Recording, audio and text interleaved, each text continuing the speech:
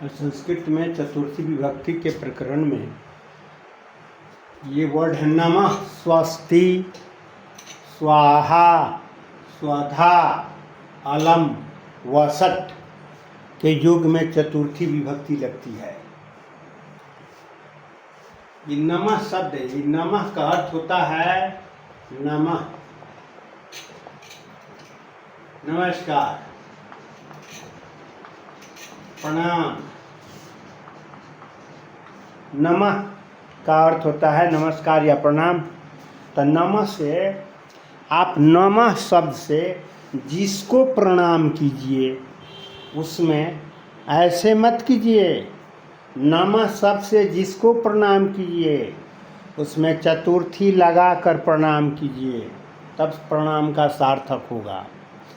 आप नमः शब्द से माँ को प्रणाम कीजिए तो माँ में चतुर्थी लगाइए, पिता को प्रणाम कीजिए पिता में लगाइए, गुरु को प्रणाम कीजिए गुरु में चतुर्थी लगाइए, गणेश को प्रणाम कीजिए गणेश में चतुर्थी, हरि को कीजिए हरि में चतुर्थी। यानी नमः शब्द से आप जिसको प्रणाम करेंगे उस व्यक्ति में चतुर्थी लगाकर उसका आप सम्मान करेंगे। जैसे उदाहरण है, हम गणेश जी को प्रणाम कर रहे हैं, हल्का उदाहरण है, गणेश को प्रणाम है, श्री गणेश को प्रणाम।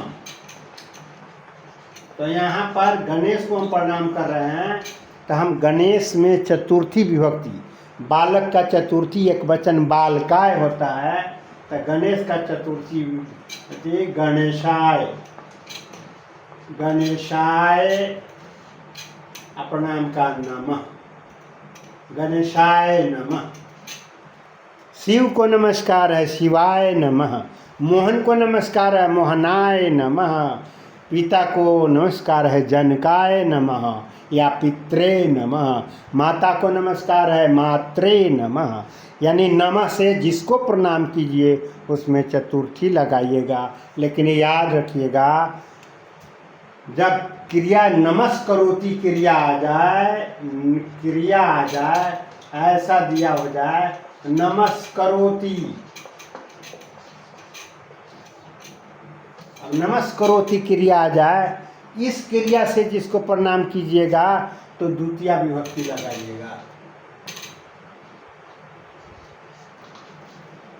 द्वितीय विभक्ति लगाइएगा। जैसे मैं राम को प्रणाम करता हूँ, अहम रामम नमस्करोमि। लेकिन सिर्फ नमः से प्रणाम करेंगे तो चतुर्थी लगाइएगा। इसीलिए आप पूजा पाठ में उच्चारण में देखते होइएगा इन ओम नमो शिवाय यानी नमः शिवाय, शिवाय में चतुर्थी लगा, नमस्तस्यै सब दुर्गा पाठ में है। तो तस्यै ये तत्शब्द का स्त्रीलिंग चतुर्थी एक वचन है, इसलिए नमः तस्यै शब्द का प्रयोग हुआ। इस तरह से स्वस्ति में भी, स्वाहा शब्द में भी हम आहुति देते हैं। जब भी आहुति किसको देंगे तो मन में हृदय में हम चतुर्थी विभक्ति लगाएंगे। अग्नि को अग्नये स्वाहा, अग्नि का चतुर्थी एक वचन अग्नये होता है, अग्नये स्वाहा। स्वधा अलम, अलम का पर्याप्त अर्थ होता है, उसमें हम चतुर्थी विभक्ति लगाएंगे।